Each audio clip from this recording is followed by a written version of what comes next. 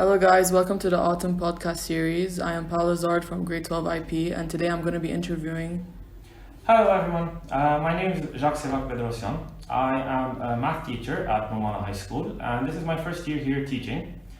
So, a bit of history why I chose to be a teacher at Bedrossian High School. So, when I was younger, I was a student at Bedrossian High School until grade 1 and my sister was a student here until grade 3.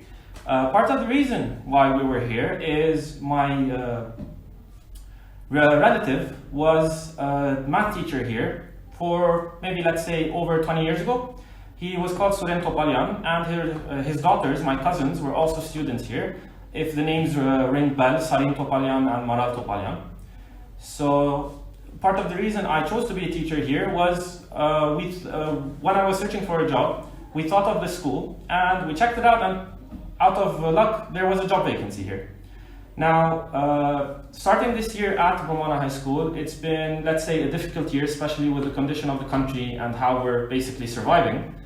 But it's going pretty well, and between the teachers and the schools, everybody's been helping each other out. So, for example, I come to school in the bus. I join the students in the bus every morning, except for a few exceptions, sometimes during the month. And it's been an interesting experience because all the teachers try to help each other out, especially in my case, since I'm new, my mentor and my head of department are really helpful in trying to find different ways maybe to change something which I could improve on and stuff like that. Okay, and how has it been teaching classes?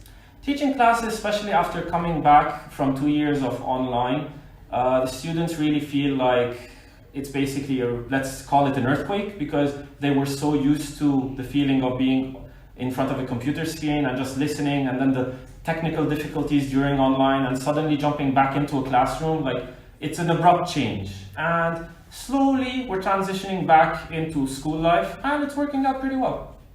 Nice. What advice would you give for our graduating seniors? Graduating seniors, the most important piece of advice I think I can give you is never let anybody tell you can't do anything, because if you put your mind to it, I assure you can do it. Whether it takes time, and you have to accept that fact, it will take time, but I assure you, if you put your mind to it, you can do it. Perfect. Well, do you have a favorite memory?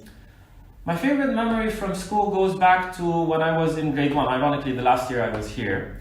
And currently, my grade 1 class is actually a grade 3A class, I think. And next to it, currently there's the closed roof playground, which in my time was an open roof playground. And there was a basketball basically stand. It's a basket stand. And it had a plastic bottom, which had channels going through it. And I remember I would bring my toy cars with me to school and I would play with those toy cars in those channels. Now, this brings me back to a point which I was referring to earlier. Those toy cars, I have been, let's say, a car aficionado since I was young, and that basically interest in that hobby has now brought me to the level where I restore cars as a part-time job, let's say, on the side when I have some free time.